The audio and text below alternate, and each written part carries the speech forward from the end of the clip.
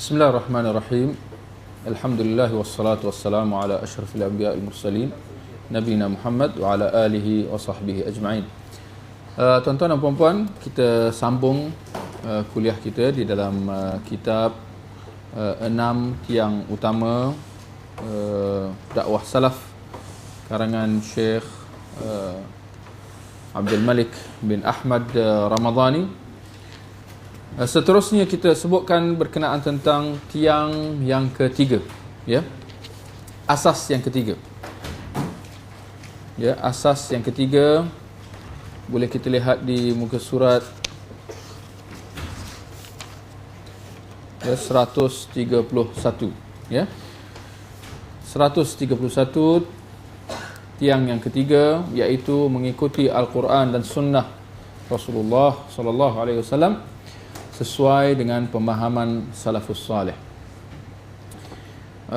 Tuan-tuan dan puan-puan, tidak dinafikan bahawa, ya, tiada perselisihan sama ada dulu sehingga ke hari ini bahawa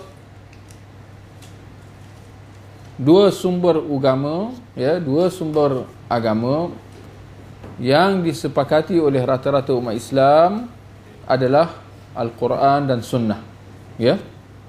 Maka Al-Quran dan Sunnah menjadi disepakati, ya, bahawa ia menjadi rujukan dan sumber kita berhukum, ya. Walaupun berlakunya perbezaan dan perselisihan daripada sudut cara pemahaman, ya, dan cara pendalilan, ya, daripada Al-Quran dan juga hadis. Tapi secara prinsip umat Islam semua sepakat, ya, bahawa Al-Quran dan Sunnah ni adalah dua sumber utama. Tinggal lagi persoalan tentang kenapa umat Islam, kalau mereka dah masing-masing semua pegang dengan Al-Quran dan Sunnah, ya, semua kumpulan, semua parti, semua mazhab, semua puak-puak, ya, semua tarikat-tarikat, semua pegang Al-Quran Sunnah, Quran Sunnah. Kalau begitu, kenapa mereka berselisih? Kenapa ada perbezaan daripada segi akidah, ada perbezaan dari segi fiqh, ada perbezaan daripada sudut akhlak dan seumpamanya, ya? Kita dapati bahawa ini kerana rata-rata kumpulan-kumpulan Islam yang ada, ya, semua lalai dan tidak mementingkan perkara ataupun rukun yang ketiga yang perlu juga ada dalam kita berpegang dengan Al-Quran dan Sunnah, ya. Rukun pertama pegang Al-Quran, rukun yang kedua Sunnah, ya. Rukun yang ketiga iaitu memahami kedua Al-Quran dan Sunnah sejajar dengan pemahaman salafus salih. Ini yang diabaikan oleh rata-rata semua kumpulan Islam, ya. Mereka semua, ya, seakan-akan sepakat dalam tidak mengambil kira kefahaman para sahabat, kefahaman generasi awal Islam dahulu terhadap Al-Quran dan Sunnah, terhadap pemahaman, ya, mereka, ya, dalam memahami Al-Quran dan Sunnah. Sedangkan kalau kita lihat, ya, barangkali ini mungkin mengejutkan, ya, sebahagian daripada kita, bahawa tuntutan, ya, memahami Al-Quran dan Sunnah sejajar dengan pemahaman salaf terkandung di dalam surah Al-Fatihah, ya. Keutamaan atau kewajipan kita ikut pemahaman salaf, sedar tak sedar dia terkandung dalam surah Al-Fatihah yang hari-hari kita baca, ya. Kita lihat, ihdinas siratal mustaqim, tunjukkan kepada kami jalan yang lurus, ya. InsyaAllah jalan yang lurus seperti yang kita sebut tadi, umat Islam semua sepakat, iaitu jalan yang lurus adalah jalan yang berpandukan kepada Al-Quran dan hadis, ya. Sambung balik ayat tadi, ihdinas siratal mustaqim siratal ladzina an'amta alaihim. Ini ayat ni kita tengok, dan elok kita faham, ya. Siratal ladzina an'amta alaihim. Siapa boleh terjemah? Jalan yang engkau telah berikan nikmatmu ke atas mereka. Kan? Percaya atau tidak? Ayat ini atau jumlah ini, ya, secara tersiratnya menuntut supaya kita, ya, ikut pemahaman para sahabat, ikut pemahaman salafus salih, ya. Kenapa? Ya. Tidak dinafikan bahawa, ya, tidak dinafikan bahawa kalau orang itu ikut Al-Quran dan Sunnah, dia sudah berada pada jalan yang benar, ya. Siapa yang berpegang dengan Al-Quran dan Sunnah, dia berada pada jalan yang benar secara umumnya, ya. Cuma, ya, kita dapati bahawa apabila rata-rata umat Islam berpegang dengan Al-Quran dan Sunnah, tinggal lagi pemahaman itu, ya, berbeza-beza, ya. Dan pemahaman yang hasil daripada, ya, mereka kembali kepada Al-Quran dan Sunnah, istinbat mereka, ya, ada yang benar dan ada yang salah. Jadi bagaimana kita nak menentukan mana satu pemahaman yang benar dan mana satu pemahaman yang salah, ya, terhadap sebuah ayat Al-Quran atau sebuah hadis, ya? Mana kita nak tahu pemahaman yang mana yang betul, ya, terhadap ayat ini, ya, dan pemahaman mana yang salah, ya? Kerana itu kita kata, ya, perlu ni kita kembalikan pemahaman kita, ya, kepada pemahaman salafus salih, ya.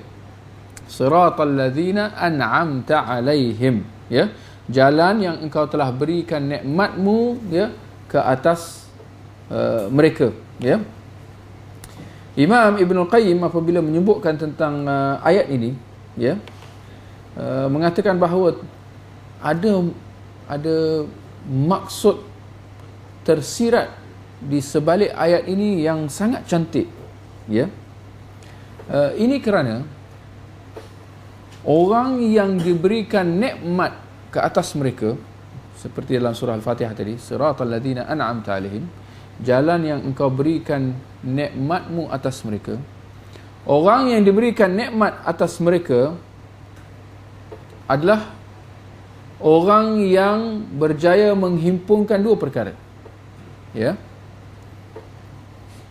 Yang pertama adalah ilmu yang bermanfaat, ya. Orang yang diberikan nikmat oleh Allah atas mereka, ya. Nikmat bagaimana? Ada dua. Yang pertama adalah ilmu yang bermanfaat dan amal yang saleh, ya.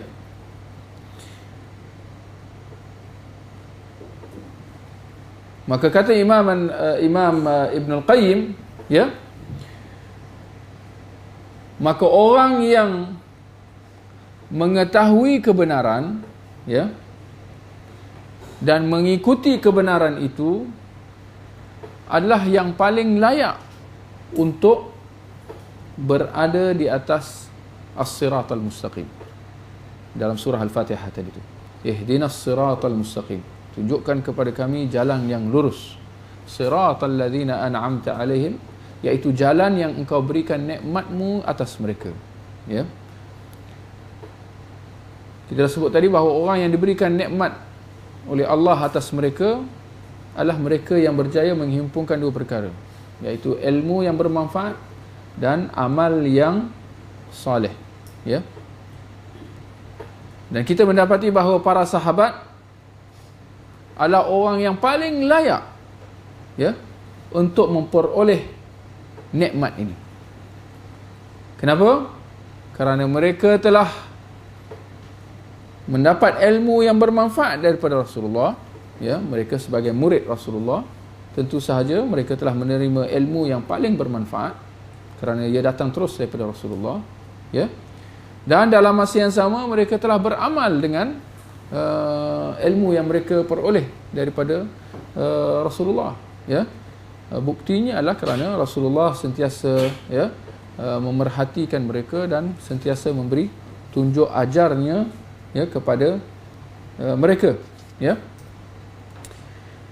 Maka para sahabat mereka telah bersama-sama dengan Rasulullah melihat wahyu turun kepada baginda, ya. Dan dalam masa yang sama Rasulullah telah menjelaskan wahyu tersebut, ya, kepada mereka dengan daripada sudut pengajaran dan bahkan daripada sudut praktikal sekali. Nabi telah tunjukkan kepada para sahabat tentang cara solat, cara baca Al-Quran, cara berzikir, dan seumpamanya, ya. Kita lihat Imam ataupun Abdullah bin Mas'ud, ya. Boleh buka surat 134, ya. Ibn Mas'ud mengatakan bahawa di bawah tu, barang siapa di antara kalian ingin mengikuti suatu jejak, hendaklah dia mengikuti jejak orang yang telah meninggal, kerana sesungguhnya orang yang masih hidup tidak dijamin terpelihara daripada fitnah. Siapa yang dimaksudkan oleh beliau tentang orang yang dah meninggal? Itulah mereka para sahabat Rasulullah sallallahu alaihi wasallam, yakni yang patut kalian ikut. Mereka adalah orang-orang yang paling utama di antara umat ini. Hati mereka paling berbakti, ilmu mereka paling mendalam, ya, kerana mereka adalah murid Rasulullah, dan paling sedikit takalluf. Paling sedikit takalluf maknanya orang yang paling, ya, kemalasannya. Kadang-kadang kemalasan tu mungkin boleh salah faham, ya. Takalluf ni maknanya dari segi nak membebankan diri dengan benda yang tak sepatut, ya. Para sahabat mereka sangat jauh daripada sifat seperti itu. Para sahabat kita melihat bahawa mereka sentiasa menjauhkan diri mereka daripada sifat berlebih-lebih, nak melampau-lampau dalam urusan agama. Sebaliknya mereka sentiasa sedaya upaya patuh, ya, dengan apa yang dan disuruh tanpa buat lebih-lebih, ya. Mereka adalah kaum yang Allah telah pilih untuk mendampingi Rasulullah sallallahu alaihi wasallam dan menegakkan agamanya. Ini hakikat. Ini nak mengatakan bahawa sahabat ni bukan calang-calang. Mereka ni bukan tiba-tiba ada kat Madinah tu atau ada kat Mekah tu. Allah dah pilih. Betul atau tidak? Kerana setiap sesuatu itu adalah berdasarkan takdir Allah, kan? Maksudnya Abu Bakar, Umar tu bukan muncul secara kebetulan dan dia beriman dengan Rasulullah secara kebetulan. Tak. Allah telah memilih, ya, individu-individu daripada kalangan para sahabat tu. Maka kenalilah akan keutamaan mereka, ikutilah jejak mereka, dan berpegang teguhlah pada akhlak serta agama mereka dengan semampu mungkin, kerana sesungguhnya mereka berada di jalan, ya, mereka berada di atas petunjuk yang lurus, ya. Itu dia, ya, para sahabat. Kita lihat ayat Al-Quran di muka surat 136 yang di bawah tu, ya, bagaimana Allah memuji para sahabat, ya. Satu-satunya, ya, kumpulan manusia yang Allah puji, ya. Orang-orang yang terdahulu, yang pertama, yakni yang masuk Islam, di antara orang-orang Muhajirin dan Ansar. Disebut secara spesifik di situ, golongan Muhajirin dan Ansar. Dan orang-orang yang mengikuti mereka dengan baik, ya. Allah redha kepada mereka dan mereka pun redha kepada Allah. Surah At-Taubah ayat 100, ya. Allah memuji golongan Muhajirin dan Allah memuji golongan Ansar, dan Allah tambah kat situ, dan orang-orang yang mengikuti mereka dengan yang baik. Moga-moga kita tergolong di kalangan mereka ini, iaitu orang-orang yang mengikuti mereka dengan baik.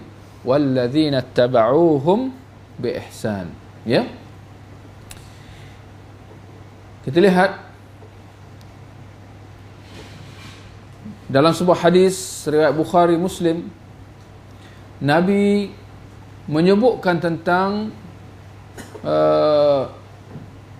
kumpulan manusia yang terbaik secara terang dan jelas, ya, tidak lain dan tidak bukan dengan tujuan untuk kita ikut, ya, kumpulan manusia ini, sebagaimana dalam hadis khairun nasi qarni, sebaik-baik manusia adalah mereka yang hidup dalam kurunku.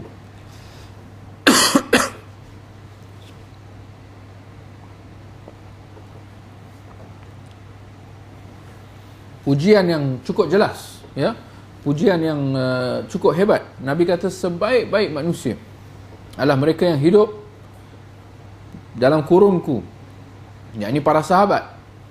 Thumma alladhina yalunahum, thumma alladhina yalunahum, ya. Kemudian, ya, mereka kumpulan manusia yang datang kemudian, ya, setelah itu, ya, kumpulan manusia yang datang kemudian. Nabi berhenti di situ, ya. Maknanya Nabi mengkhaskan 3 zaman itu. Zaman sahabat, tabi'in dan juga tabi'ut tabi'in, ya. Cuba kita lihat surat 138, ya. Ayat surah An-Nisa 115. Betapa perlunya kita menghayati ayat Al-Quran serta hadis-hadis Nabi sallallahu alaihi wasallam, ya. Dan jangan kita sekadar membaca ayat Al-Quran itu tanpa kita tadabbur atau menghayatinya. Kita lihat dalam ayat ni Allah berfirman, "Wa may yushaqiqir rasul", dan barang siapa yang menentang Rasul sesudah jelas kebenaran baginya. Barang siapa yang menentang Rasul, apa artinya menentang Rasul? Kalau kita zaman sekarang ni, kita tolak sunnah Nabi lah, ya. Barang siapa yang menentang Rasul, maknanya barang siapa yang menolak sunnah Rasul, derhaka, tak ikut sunnah Nabi. Lalu Allah kata, wa yattabi' ghaira sabilil mu'minin, dan dia mengikuti jalan yang bukan jalan orang-orang yang beriman. Apa hasilnya? Kami biarkan dia, ya, ke arah kesesatan yang telah dikuasainya itu, dan kami masukkan ia ke dalam neraka Jahannam, dan Jahannam itu adalah seburuk-buruk tempat kembali, ya. Siapakah yang akan dicampakkan ke dalam neraka Jahannam dalam ayat ini? Allah kata, barang siapa yang menentang Rasulullah, dan Allah tak berhenti kat situ, ya. Allah tambah lagi, dan dia mengikut jalan yang bukan jalan orang-orang yang beriman, ya. Kalau kita lihat dalam ayat ni, sekiranya Allah kata, dan barang siapa yang menentang Rasul sesudah jelas kebenaran baginya, maknanya dia secara sengaja dia tentang, sengaja dia tolak sunnah, bukan orang yang tak sengaja, kerana dia sudah kerana telah jelas kebenaran baginya, ya. Kalau Allah tak sebut dan mengikuti jalan yang bukan jalan orang yang beriman, ya, adakah sempurna ayat itu atau tidak? Dan barang siapa yang menentang Rasul sesudah jelas kebenaran baginya, kami biarkan ia dalam kesesatan yang telah dikuasainya, dan kami akan humban dia ke dalam neraka Jahannam. Kita akan mendapati bahawa ayat itu sempurna, ya. Maknanya kalau bahagian dan mengikuti jalan yang bukan jalan orang yang beriman, kalau tak ada pun dalam ayat ni, tidak apa. Ayat itu masih lagi jelas dan boleh difaham. Maka persoalan di sini, kenapa Allah sebut wa yattabi' ghaira sabilil mu'minin, dan dia mengikut jalan yang bukan jalan orang yang beriman, ya. Ini menunjukkan bahawa jumlah ini ada signifikannya, bahawa dalam masalah menolak sunnah Nabi ini, ya, dia ada implikasinya. Orang yang tolak sunnah Nabi, maknanya dia mengikut jalan yang selain daripada jalan orang yang beriman. Persoalan di sini, jalan siapakah yang dimaksudkan di situ? Jalan selain daripada jalan orang yang beriman, ya. Sekali lagi, tidak lain dan tidak bukan jalan para sahabat, jalan generasi awal salafus salih. kerana mereka ini adalah orang-orang yang beriman secara yakin dan pasti. Ya. Siapakah orang yang beriman yang pertama? Golongan orang yang beriman yang pertama dahulu, ya, tidak lain dan tidak bukan adalah para sahabat. Ya, para sahabat adalah orang yang beriman ketika mana turunnya ayat Al-Quran ini. Ya, maka ada dua perkara: dia menentang Rasul dan dia tidak ikut jalan para sahabat. Ya, hasilnya kami akan biarkan dia dalam kesesatan dan dia akan dihumbankan ke dalam neraka jahanam. Dia akan dibiarkan dalam kesesatan ketika di dunia, dan di akhirat nanti dia akan dihumban ke dalam neraka jahanam. Ya, maka ayat ini secara tidak langsung menuntut supaya kita bukan sahaja ikut sunnah Nabi, kita juga perlu ikut jalan orang yang beriman. Siapakah yang dimaksudkan dengan orang yang beriman di sini? Tentu sahaja para sahabat. Di muqaddimahnya, di depan sekali adalah para sahabat. Ya, dalam sebuah hadis, ya, tentang perpecahan umat tadi yang kita telah baca dalam sesi yang pertama tadi, ya, bahawa umat Islam ini berpecah kepada 73 kumpulan. Akhirnya Nabi kata hanya satu sahaja masuk syurga.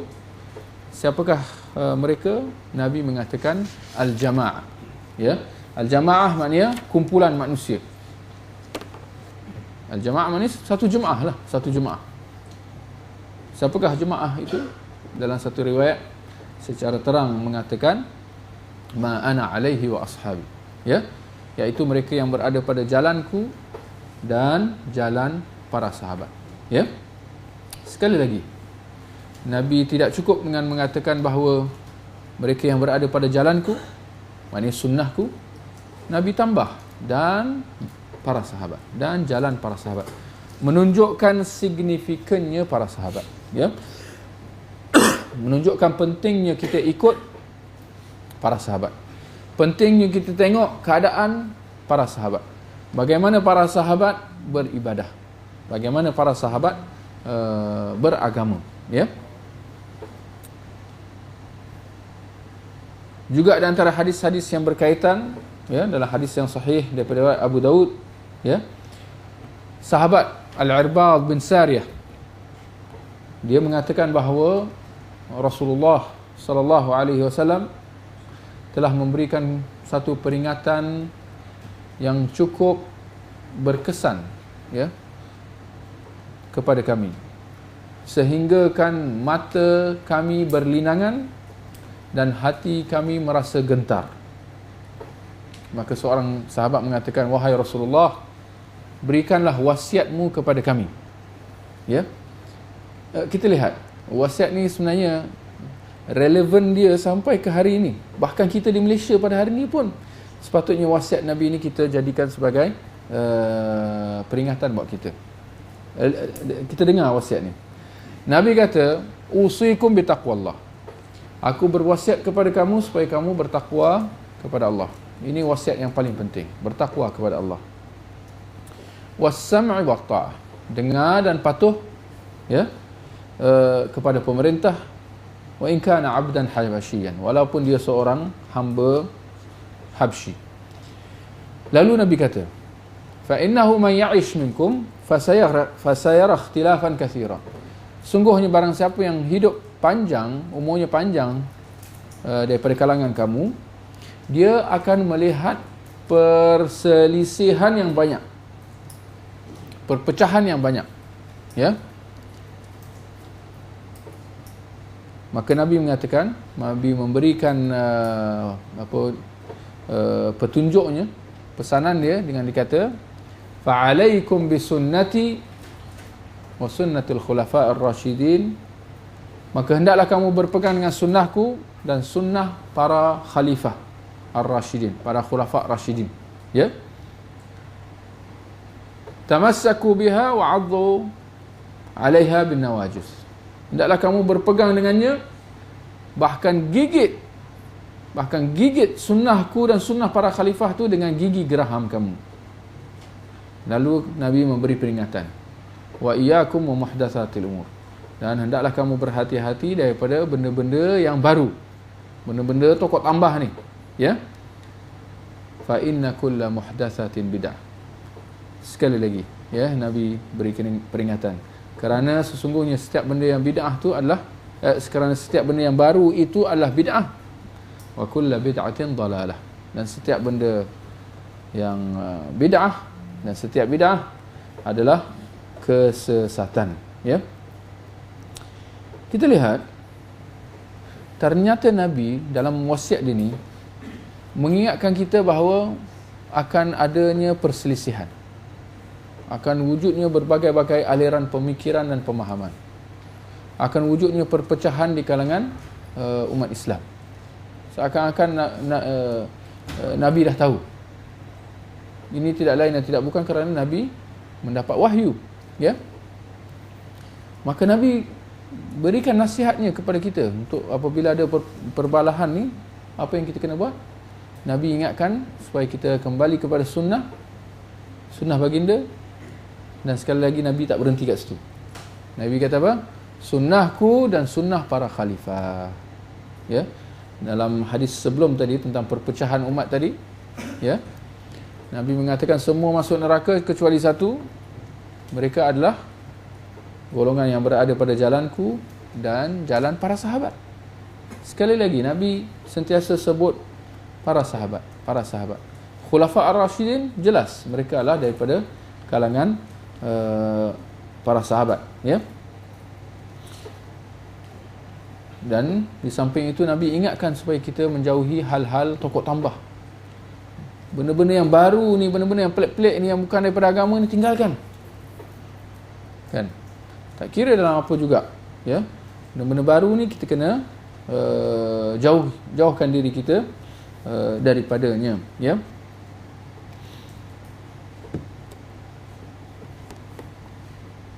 Maka ini kita kata pentingnya kita memahami kedua Al-Quran dan Sunnah, ya, sejajar dengan pemahaman para sahabat secara khasnya dan generasi awal Islam daripada kalangan as-salafus salih, ya, secara amnya. Ya, itu maksud kita ni, ya, 6 tiang utama dakwah salaf, ya. 6 tiang utama dakwah salaf. Kalau siapa yang nak faham apa arti salaf tu, boleh saja terjemahkan 6 tiang utama dakwah para sahabat. Tak ada masalah. Maknanya salaf di sini ini bukan nama orang. Bukan ada orang nama dia Muhammad bin Salaf, ya. Salaf ini dikembali kepada kelompok manusia, iaitu generasi awal Islam dahulu, ya. Maka dia bukan individu, ya. Dia bukan tokoh yang tertentu, tidak, tetapi dia kembali kepada satu kelompok manusia, iaitu kelompok pertama umat Islam dahulu, bermula dengan para sahabat. Dan ini kita kata ajaib segala ajaib, ya. Sama ada kita sedar atau tidak, semua kumpulan-kumpulan Islam yang ada, ya, pada hari ini, sejak dulu sampai ke hari ini, tak kira dalam bahagian akidah, dalam bahagian fiqh, dalam bahagian akhlak pun, kalau sebut je nama kumpulan tu, ternyata bahawa dia kembali kepada individu. Betul atau tidak? Ya. Kumpulan Jahmiyah, kumpulan Mu'tazilah, kumpulan Asy'ariyah, Maturidiyah, ya. Kalau kumpulan-kumpulan tarikat, semua kembali kepada individu. Siapa tokoh dia, siapa syekh yang atas sekali tu. Macam-macam, ya. Kalau mazhab fiqh lagi jelas, ya, individu sekali lagi. Mazhab Hanafi, Imam Abu Hanifah. Mazhab Maliki, individu lagi, ya. Anas, Malik bin Anas. Syafi'i, ya, Muhammad bin Idris. Hambali, ya, Ahmad bin Hanbal. Semua kembali kepada individu. Semua. Tidak ada mana-mana kumpulan yang tak kembali kepada individu. Ini kita kata satu benda yang ajaib, ya. hanya dakwah salaf sahaja yang tidak kembali kepada individu. Sebaliknya dia kembali kepada kelompok manusia secara ramai, secara kolektif, para sahabat. Bukan mazhab Abu Bakar aja, tak. Bukan mazhab Umar atau Osman atau Ali, tak. Mereka semua secara kolektif, mereka membawa satu aliran pemikiran, satu aliran pemahaman, ya, dalam memahami Al-Quran dan Sunnah. Dan itulah aliran pemahaman yang kita perlu ikut, ya. Seterusnya, asas yang keempat, ya, boleh buka surat 151, ya. Asas keempat, berkata Syekh Abdul Malik, menggapai kemuliaan dengan ilmu, ya. Syekh Abdul Malik mengatakan bahawa asas ini adalah asas yang paling utama, ya, berbanding dengan baki 6 asas yang lain, ya. Kerana dia menjadi asas di dalam dalam amalan kita yang kita perlu fokus padanya, iaitu ilmu, ya. Ilmu menjadi asas dalam amal kita, ya. Mana-mana amalan yang kita lakukan tanpa asas ilmu, tentu sahaja amalan kita itu akan tidak membawa ke mana, ya. Tuan-tuan dan puan-puan, kita lihat satu pendekatan yang cukup salah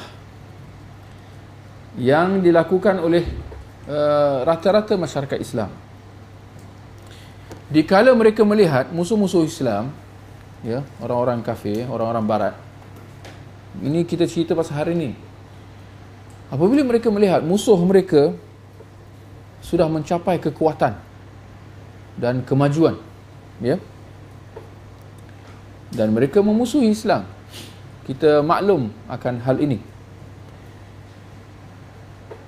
Sebahagian daripada, atau ramai, rata-rata daripada kalangan masyarakat Islam, ya, mereka menganggap bahawa untuk nak berdepan dengan kekuatan musuh, untuk mendapat dengan kekuatan orang kafir ni, kita hendaklah bersaing atau hendaklah kita mengatasi mereka dalam kekuatan yang mereka ada, ya. Akhirnya mereka mengabaikan aspek yang paling utama dalam kekuatan itu adalah, iaitu ilmu. Akhirnya kumpulan-kumpulan Islam ini mereka mengabaikan bahagian yang paling penting dalam kekuatan itu, iaitu ilmu syarak, ilmu agama. Gara-gara mereka nak bersaing dalam kekuatan yang dimiliki oleh musuh, oleh orang-orang kafir, Yahudi dan Nasrani. Maka sebahagian menganggap bahawa kekuatan yang perlu umat Islam fokus padanya adalah ekonomi, maka mereka cuba nak bersaing dengan orang kafir dalam ekonomi, kerana melihat bahawa orang kafir telah maju dalam ekonomi. Mereka berfikir bahawa untuk kita nak kalahkan orang kafir ni, kita kena bersaing dengan kekuatan yang mereka ada, iaitu ekonomi, dan kita hendaklah, ya, mengatasi mereka dalam ekonomi. Contoh, atau dalam persenjataan, apabila mereka mendapati bahawa orang kafir ni maju dalam persenjataan, kita kena saing dengan senjata mereka, dan kita kena dapatkan senjata yang lebih canggih. Kalau sedaya upaya, kalau kita ada senjata nuklear, lagi bagus, kerana tanggapan bahawa bila senjata kita lagi power, lagi hebat, kita akan dapat kalahkan. Bersaing dalam media massa, orang-orang kafir dia propaganda juga. Kadang-kadang ramai juga yang tak sedar, dalam media massa, TV, surat khabar, majalah, hakikatnya dia semua propaganda. ya, kita sebutkan satu tip lah. Tip kita panggil tip of the day. Terjemah sikit. Petua hari ini. Petua hari ini. Apabila kita tengok media massa, sama ada TV ataupun surat khabar ataupun majalah, apabila kita mendapat satu berita, ya, kita membaca satu berita atau kita dengar satu berita, sebelum kita buat kesimpulan, sebelum kita percaya dan kita buat kesimpulan, pertama sekali kita kena ingat bahawa berita itu disampaikan sedemikian rupa untuk dengan tujuan-tujuan yang tertentu. Berita itu disampaikan, tidaklah ia disampaikan kepada kita dari segi kandungan dan dari segi konteksnya kepada kita, melainkan kerana ada tujuan dan agenda yang tersendiri. Tinggal lagi sama ada agenda tu baik ataupun buruk, itu belum tentu. Itu perlu diperhalusi lagi. Ya. Ramai ingat bila berita, maknanya itu yang benar memang macam itulah yang berlaku. Berita ni hanya menyampaikan saja. Ini adalah satu sikap naif dipanggil. Naif ni maknanya apa? Lurus bendul lah. Kita ingat bahawa media-media masa ni dia malaikat-malaikat belaka lah. Dia hanya nak menyampaikan apa yang berlaku saja. Tak ada tokok tambah, tak ada bid'ah, tak ada apa. Ini adalah salah. Kita kena betulkan pemahaman kita. Bahawa media-media masa ni, mereka semua ada pemilik-pemilik dia. Ada syarikat A, syarikat B, syarikat C. Ini surat khabar dia, siapa tuan dia, apa latar belakang dia. Syarikat TV, BSN, CNN, ABC. Ada dia punya tuan-tuan dia. Yang mana mereka semua ni mendokong pemikiran-pemikiran. Mereka bukan malaikat. Tinggal lagi apakah pemikiran-pemikiran yang mereka nak cuba suap atau bukan nak yang mereka nak suap kepada pendengar dan pembacanya. Ya. Editor, ya. Editor, mereka semua ada agenda. Sama ada baik atau buruk itu satu hal yang lain, ya. Maka ini kita kata, ya. Maka sebahagian dari umat Islam mereka melihat bahawa seperti mana musuh-musuh Islam telah mereka mempergunakan propaganda media massa untuk mengubah pemikiran ataupun untuk nak mengacu cara pemikiran umat Islam, ya, atau apa yang dipanggil sebagai brainwash, ya. Maka sebahagian dari kita mengatakan bahawa kita perlu mengatasi mereka dalam media massa juga. Kita pun kena ada media massa, kita pun kena ada propaganda kita juga. Mereka tipu, kita pun tipu. Itu pun pusing. Ya. Contoh. Ada yang kata, seperti mana orang-orang kafir maju dalam sukan, kita pun kena maju dalam sukan. Kita tengok tim-tim bola dia hebat-hebat, kita pun kena train anak-anak muda kita supaya jadi hebat. Dan insya-Allah bila kita dapat sumbat gol ni, kita akan dapat kalahkan mereka. Ini sebahagian daripada pendekatan yang diambil. Ada yang kata bahawa orang-orang kafir ini maju dalam teknologi. Umat Islam perlu mengatasi orang-orang kafir ini dalam teknologi.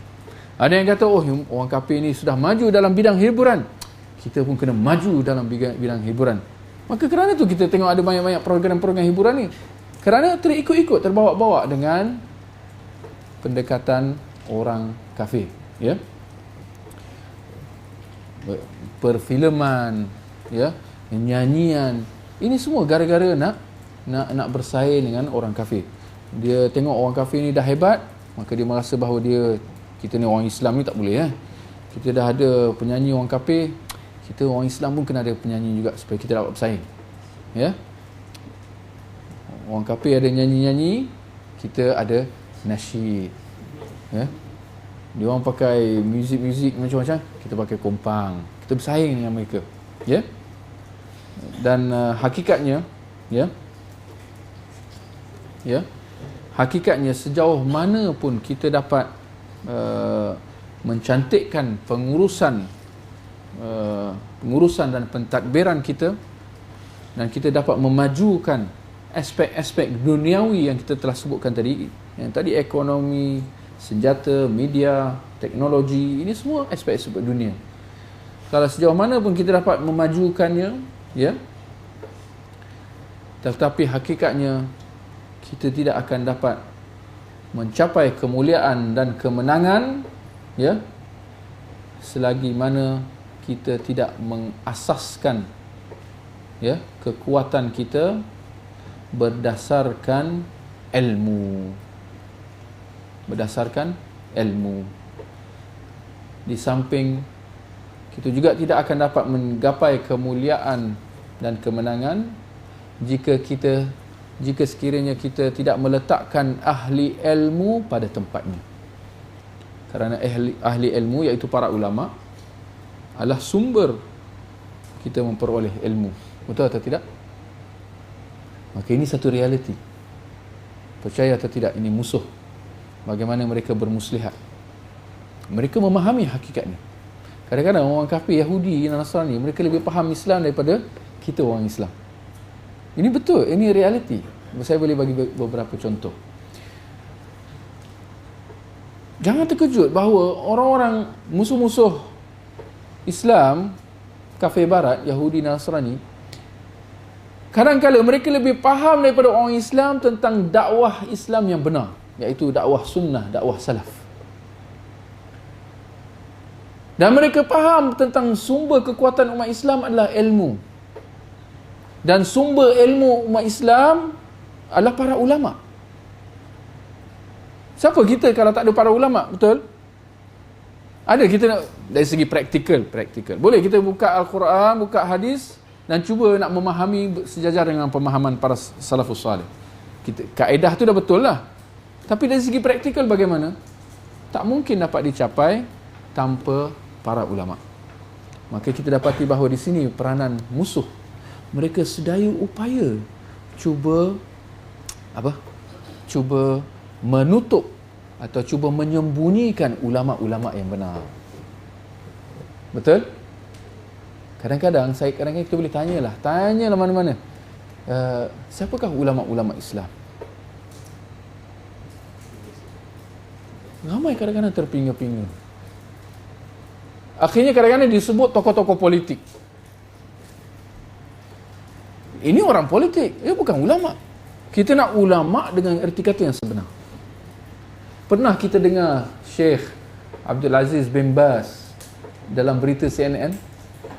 Pernah kita dengar Syekh Muhammad bin Salih Al-Uthaymin dalam surat khabar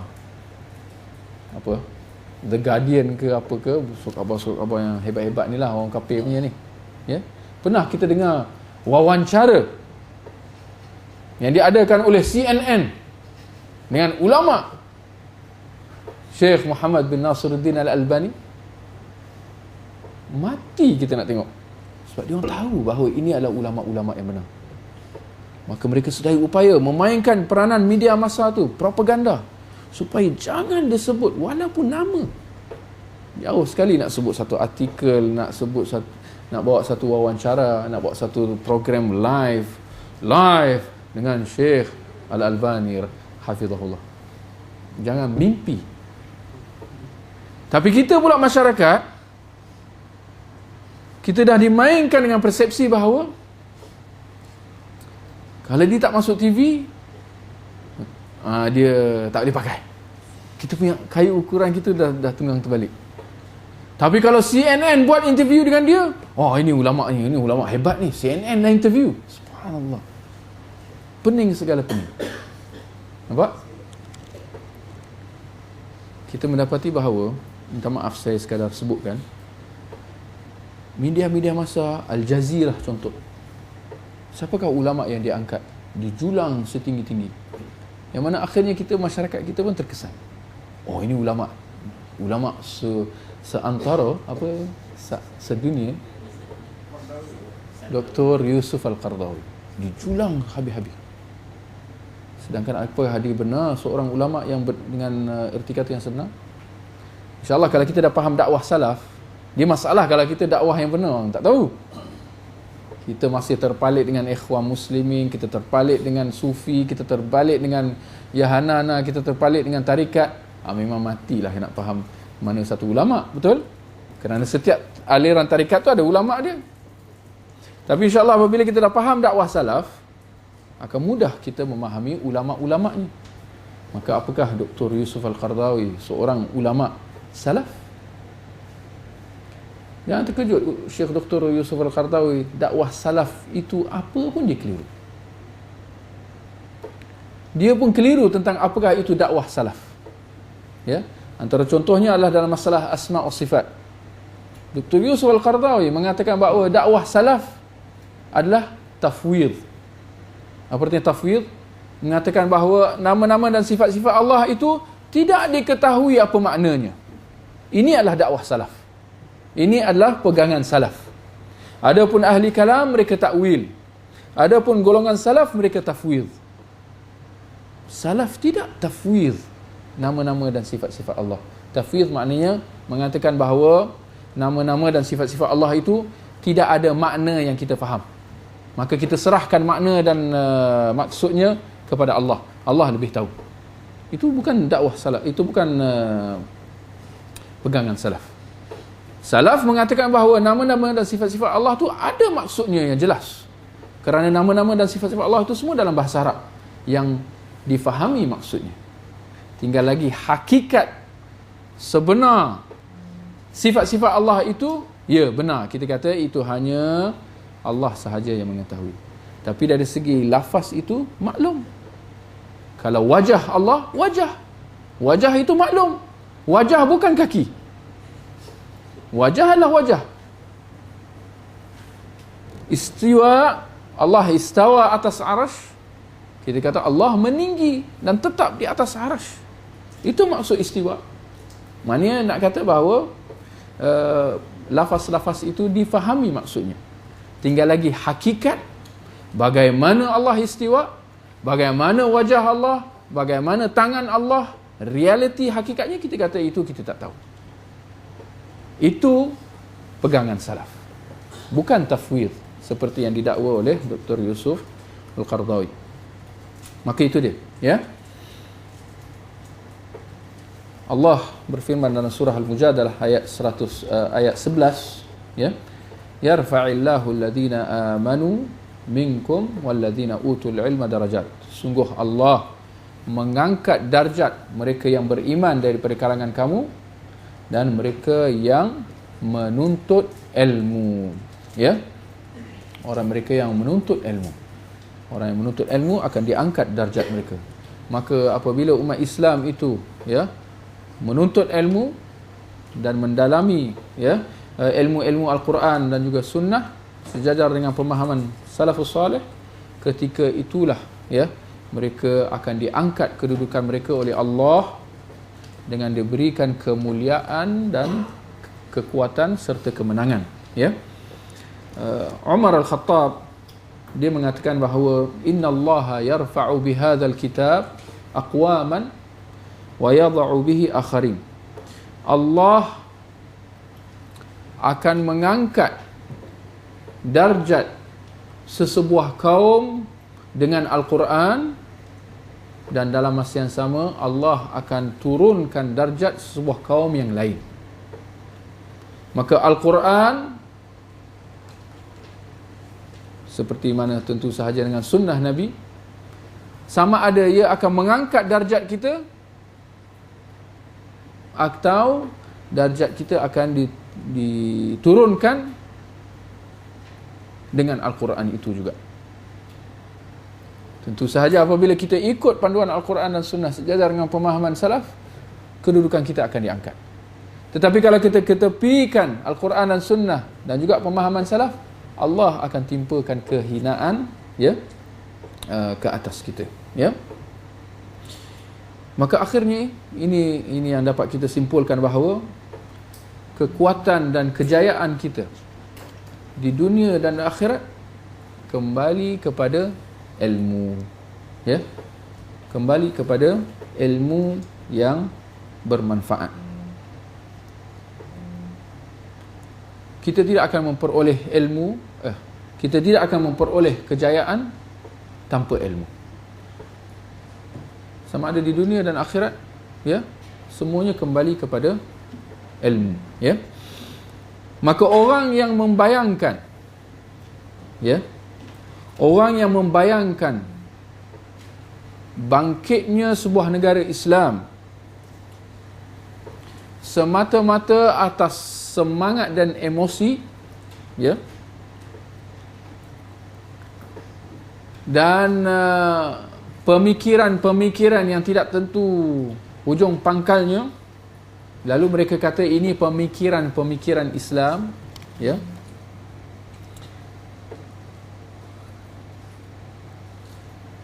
Di samping itu mereka mendakwa bahawa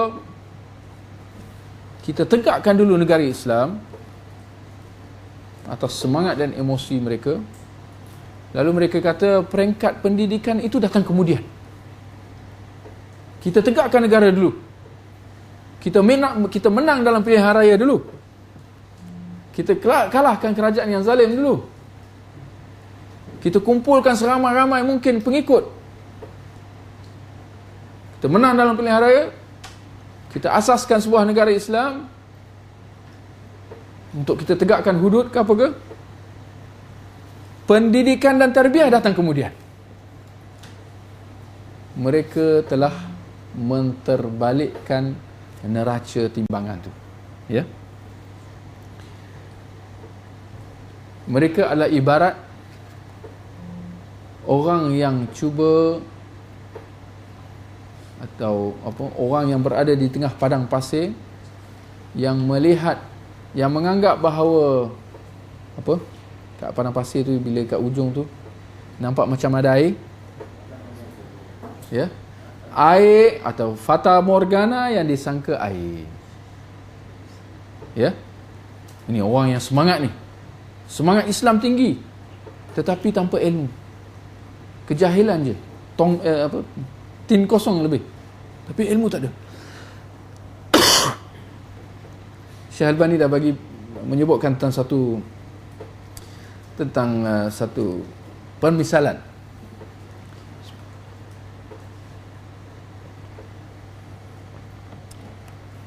tentang semangat semata-mata ni, ya, tak memadai. Semangat Islam bagus, tetapi dia perlu ada tunjang kepada bertunjangkan ilmu. Kalau tidak, dia betapa cepatnya hilang semangat. Syekh Albani menyebutkan tentang satu kisah, ya, tentang seorang yang sedang berperang, yang penuh semangat. Maka dia dapat tangkap seorang Yahudi. Dan dikala dia dah angkat pedang tu, dia nak pancung musuh Allah, Yahudi tu pun kata, Tunggu. Aku akan masuk Islam. Kerana jihad adalah untuk menegakkan agama Allah, kan? Jadi orang Yahudi tu pun kata, tunggu Ustaz. Aku nak masuk Islam. Kau nak aku masuk Islam? Aku masuk Islam. Apa aku kena buat? Tentera Islam tu yang semangat tadi tu dah angkat pedang, dia pun berhenti sejenak. Kau nak masuk Islam? Ya, aku nak masuk Islam. Orang Yahudi tanya, apa kau kena buat? Si tentera tadi pun terpinga-pinga. Dia pun kata, aku pun tak tahu. Semangat lebih, sampai sanggup berperang. Tetapi hakikat Islam yang dibawa tu pun dia tak tahu, ya.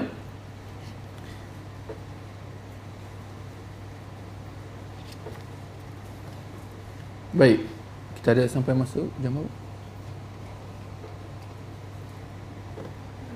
Ya? Okey. Barakallahu fiik. Maka di sini kita kata, ya, antara kekuatan persenjataan di samping kekuatan ekonomi dan kekuatan-kekuatan yang lain, teknologi, ya, kekuatan yang paling utama adalah kekuatan agama. Ya. Kekuatan kita istilahkan sebagai kekuatan batin. Ya. Di samping kita perlu kepada kekuatan zahir, persenjataan, teknologi dan seumpamanya, ya. Umat Islam sama sekali tidak boleh mengabaikan kekuatan batin mereka. Ya, kekuatan agama mereka yang bertunjangkan kepada akidah dalam jiwa dan dada mereka, ya. Kerana itulah kekuatan yang Allah janjikan kemenangan bagi mereka yang memperolehinya, kekuatan agama itu, ya. Sebagaimana dalam surah Ar-Rum ayat 47 Allah berfirman, wa kana haqqan alaina nasrul mu'minin, dan menjadi kewajipan kami menolong orang-orang yang beriman. Orang yang beriman, orang yang kukuh imannya, ya. Agamanya benar, melandaskan kepada ilmu yang benar, ya. Imam Ibn Al-Qayyim dia memberikan satu penjelasan yang cukup cantik. Saya melihat bahawa dia cukup cantik tentang erti kata jihad, ya. Dia mengatakan bahawa, ya, apabila kita melihat jihad maknanya menentang, berperang, menentang musuh-musuh Islam daripada kalangan orang-orang kafir, ya. Ia adalah sebahagian daripada jihad menentang nafsu. Ya. Jihad menentang musuh di luar adalah sebahagian daripada, ya, jihad menentang nafsu dalam diri kita, menentang musuh dalam diri kita, iaitu nafsu syahwat. Hal ini disebutkan dalam sebuah hadis yang sahih daripada riwayat Imam Ahmad. Nabi bersabda, al-mujahidu man jahada nafsahu fi ta'atillah. Orang yang berjihad adalah orang yang berjihad menundukkan nafsunya untuk mentaati Allah. Wal muhajiru man hajara ma nahallahu an.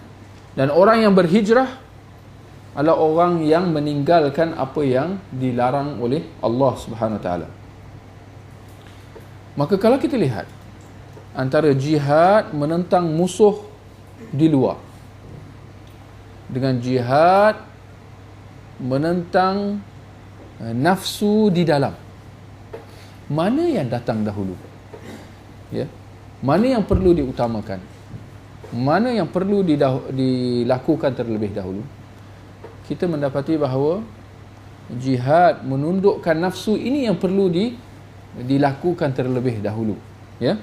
Tidak mungkin seseorang itu dapat pergi keluar berjihad, nak menentang musuh di luar, ya, sedangkan nafsu dirinya masih lagi belum dapat ditundukkan, ya.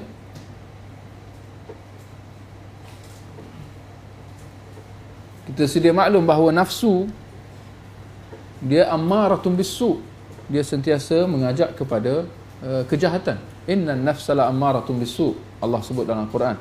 Nafsu itu sentiasa mengajak kepada kejahatan, ya, kepada hal-hal kemungkaran, hal-hal yang haram. Maka untuk kita nak jihad menentang musuh kat luar, kita kena jihad menentang diri kita dulu, menundukkan nafsu kita dulu, supaya ikut apa yang Allah suruh. Jika kita tak dapat tundukkan diri kita, jangan harap kita akan dapat tundukkan musuh di luar, ya. Maka itu ada dua musuh yang perlu kita berdepan dengannya. Pertama, musuh nafsu yang sentiasa mendorong kita kepada kejahatan. Yang kedua adalah musuh Allah yang di luar daripada kalangan orang-orang kafir dan orang-orang musyrik. Kedua-dua musuh ini perlu ditentang, ya. Bahkan ada musuh yang ketiga yang juga perlu ditentang sebelum kita dapat menentang musuh di luar. Ya?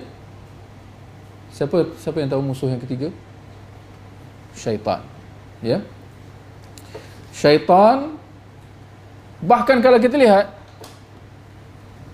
antara musuh nafsu dengan musuh di luar, hakikatnya musuh syaitan itu perlu diatasi dahulu sebelum kita dapat mengatasi musuh dalam diri kita, apatah lagi musuh yang di luar. Kerana syaitan sentiasa mengganggu nafsu kita untuk mengajak kepada kejahatan. Syaitan jugalah inilah yang menyebabkan, yang sentiasa nak mendorong kita ke arah kejahatan, kelalaian, sentiasa nak mengajak kita untuk meninggalkan perkara-perkara yang wajib atas kita. Dia sentiasa mengajak kita ke arah benda-benda yang haram, ya, supaya kita meninggalkan jihad itu sendiri, untuk kita merasa kelazatan dunia, ya. Maka sebelum kita dapat keluar nak berjihad menentang musuh-musuh Islam di luar, hakikatnya kita perlu menundukkan dua musuh yang dekat dengan kita terlebih dahulu, iaitu syaitan dan juga nafsu. Ya. Dan surah Fatir ayat yang ke-6 Allah kata, "Inna syaitana lakum adu." Sungguhnya syaitan itu adalah musuh kamu, fattakhidhuhu aduwa. Maka jadikanlah ia sebagai musuh kamu yang perlu kamu perangi dan perlu kamu tundukkan, ya. Maka di sini kita kata perlunya diperbetulkan pendekatan yang kita nak ambil, ya, dalam kita nak menentang musuh-musuh di luar. Sangat tidak benar, ya, golongan yang ingin melemparkan batu, golongan yang melemparkan batu ke atas musuh di luar,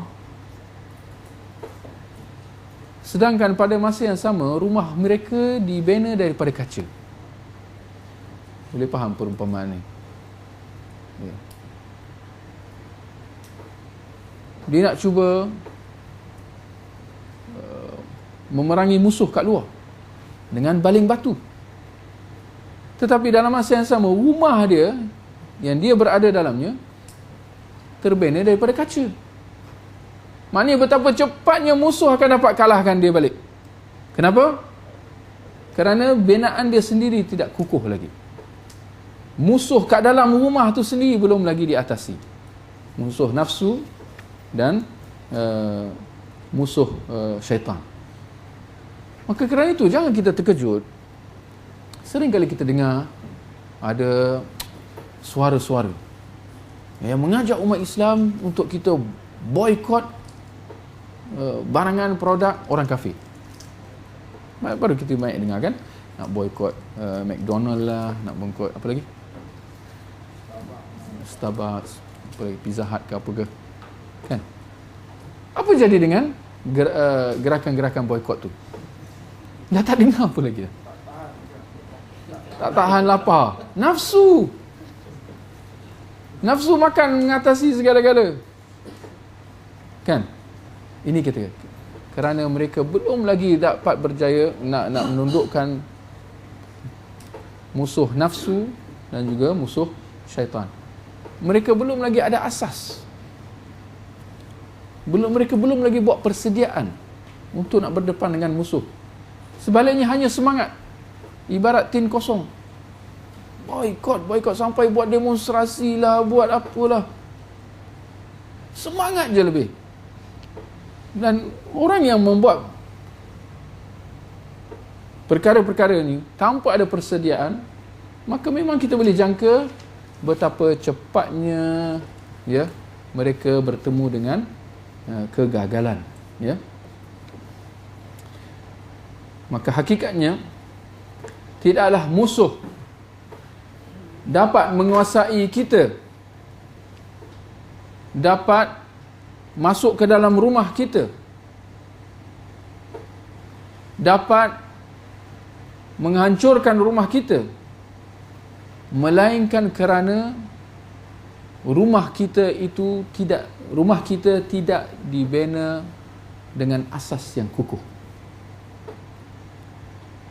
Di sini kita kena betulkan pemahaman kita bahawa umat Islam kalah, umat Islam dihina bukan kerana orang kafir itu kuat dan bukan kerana orang kafir mulia. Mereka adalah hina di sisi Allah. Tetapi kenapa sekarang kita mendapati bahawa umat Islam yang dihina? Adakah ini nak mengatakan bahawa orang kafir kuat dan orang kafir mulia? Sama sekali tidak. Sebaliknya umat Islam dikalahkan akibat lemahnya iman orang-orang Islam itu sendiri. Ya. Sedangkan jika sekiranya umat Islam itu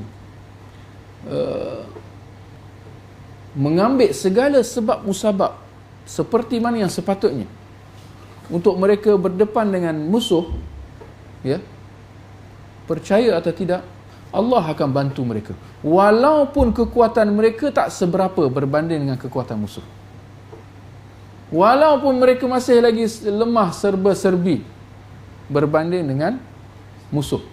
Tetapi jika sekiranya mereka mengambil segala persiapan-persiapan yang perlu, bermula dengan persiapan rohani, bermula dengan pemantapan iman berdasarkan dengan ilmu dan pemahaman yang betul.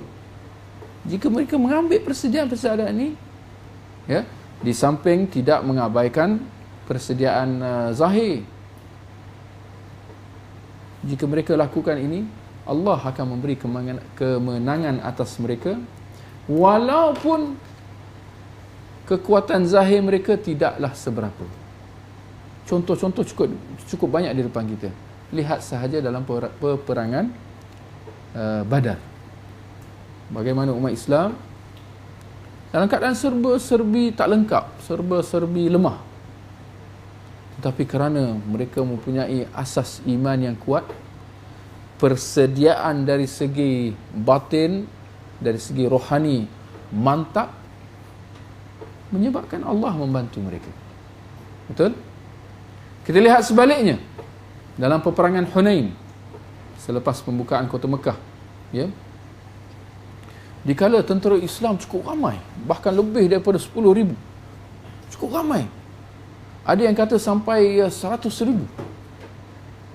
Tetapi apabila mereka bertolak ke satu tempat nama dia Hunain, antara Mekah dan Taif, apabila sampai kat dia punya bandar Hunain tu, mereka tidak dapat, mereka tak berjaya nak membolosi tembok bandar Hunain tu.